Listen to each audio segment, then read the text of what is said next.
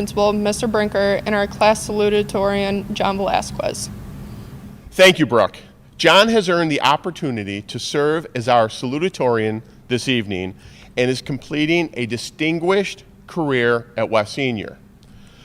John is number 2 in his class with a weighted 3-year average of 100.644%. John has completed advanced placement courses in biology, U.S. history, statistics, calculus, and English. In addition, John has pursued college-level courses in pre-calculus and Spanish 5, earning a potential of 23 college credits. John has also been involved in the school community through his participation in Spanish Honor Society, National Honor Society, Rho Kappa Honor Society, International Relations Club, Fresh Start Mentoring Program, Math Club, Science Club, Media Club, and Volleyball. John held leadership positions within the National Honor Society, Spanish Honor Society, and Math Club. He has been named a Student of Excellence. John has earned a Regents with Advanced Distinction with honors, with mastery in math and mastery in science. He will be attending the University of Rochester to study business and mathematics. At this time, we would also like to recognize Lisa and Edward Velasquez, John's very proud parents, on this very special evening.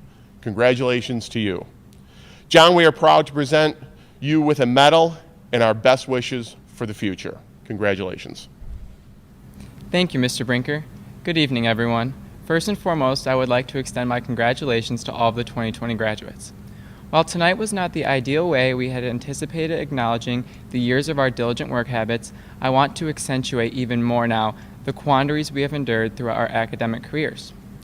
From being the first 6th grade class to transition to West Middle, to new exam guidelines administered by the state, to having our senior year abruptly cut short, we have faced a sharp vicissitude of fortune. However, we are not here for pity. We are here because we are proud of the fortitude and resilience we have demonstrated toward anything thrown across our path. Sure, there are going to be those who recall us as a class that graduated when there was a nationwide shortage of toilet paper, yet I like to think of us more as the unprecedented class that did the unexplainable. And I'm not talking about innovative replacements for toilet paper. I mean the tribulation we have collectively conquered. Tonight we commemorate the astounding achievements we've toiled our entire lives for. Tonight we take the pencil and write our story. So then you ask yourself, what is my story? To be honest, I found myself cogitating about the same question. But before I answer it, let me take you back to a late February day when the air was crisp and the trees bare as the wind howled between their branches. To my disdain, the weather is often capricious this time of year, but nothing seemed to be out of the ordinary as I progressed throughout a typical school day. However, when school let out, I received a text from my cousin that read, "Your father is in my prayers and we're praying for all of you. I am so sorry." When I looked down at my phone to read this text, I grew impotent and my heart responded with a vigorous beat. When I got home, I was reluctant to go inside and become cognizant of what this text meant. I felt as if fate was inside waiting to become a reality. However, I gathered every sense of fortitude I possessed and headed inside, opening the door to see my brothers and mother on the couch, their faces worn and apprehensive.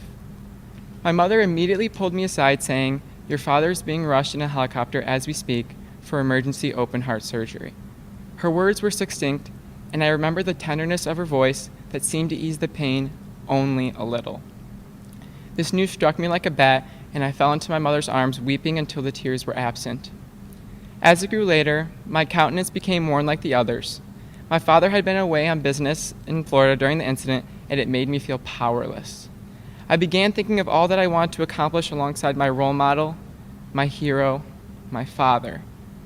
In one last attempt to speak with him, I grasped my phone tightly while the tears accumulated down my face, knowing this might be the last time I would ever address him. I typed a feeble text that told him, "I love you more than anything. You're the strongest man I know and my forever role model. Please be strong for me. I need you, Dad." Not even 2 minutes later, he miraculously responded, "I will. I promise." This was truly the longest day of my life. 6 weeks later, on a sunny day, when the air was full of life, my dad returned home. After enduring emergency open-heart surgery, a fasciotomy, and a femoral bypass, doctors in Florida nicknamed my father the Miracle Man. Yes, my father is truly a walking miracle after enduring such perilous procedures. So what does this tell us about your story? Well, your story is only one you know how to erect. It lies there on a blank sheet of paper waiting to be written once you have the courage to take the pencil and write.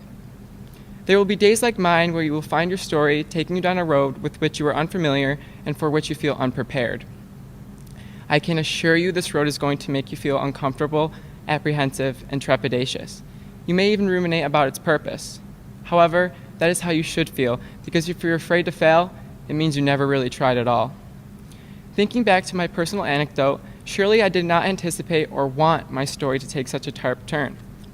And I did not realize until my dad was safely home that I was meant to draw something from that experience. Destiny never left me in that moment, and I can guarantee it will never grow feet and leave you either. Whether we take this bumpy road purposely or not, life lives up to our wildest hopes and aspirations if you're willing to embark on the highest mountain. Worry less about what this road means at the moment and more about what it will epitomize.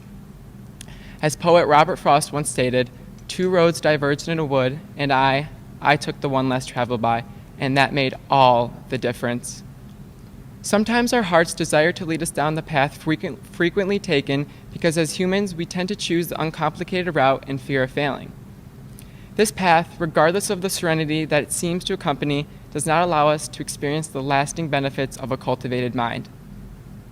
Don't be afraid to face adversity head-on because these experiences allow us to become cognizant of who we really are and what we are really capable of. Let the veracity of your current circumstances culminate who you are as a human being.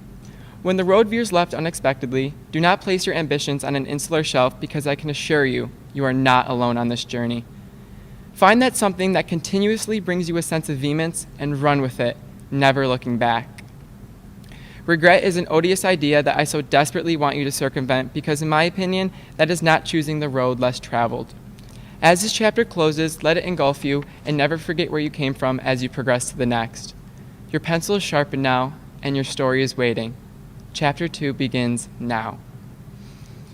To my family, thank you for 18 years of incessant support towards my dreams. Mom and Dad, my sincerest gratitude for pushing me to places I could never fathom. Thank you for putting up with me when I said I was going to bed at 11, but was really behind closed doors studying for a test until 2 a.m. I do not know how I could have done this without you guys. To all of my teachers, thank you for believing in me when I lacked confidence. I will stand by the fact that West Seneca has some of the most industrious and loving teachers. To my friends, without you guys, I would not be standing here. Maintaining a healthy balance of my social life and school has truly brought me pure happiness. And in the end, that's all that matters. Lastly, to the class of 2020, thank you for 12 years of love, exuberance, and moments I'll cherish for the rest of my life. Relish the bonds you've developed because one day you're going to look back at the joy that accompanied your journey. Be proud. Be dauntless. Be valiant. Be genuine. Be a leader. But most importantly, be you. I want to wish you all the success on your future endeavors, and I'm sure our paths will cross again. Oh yeah, and we did it.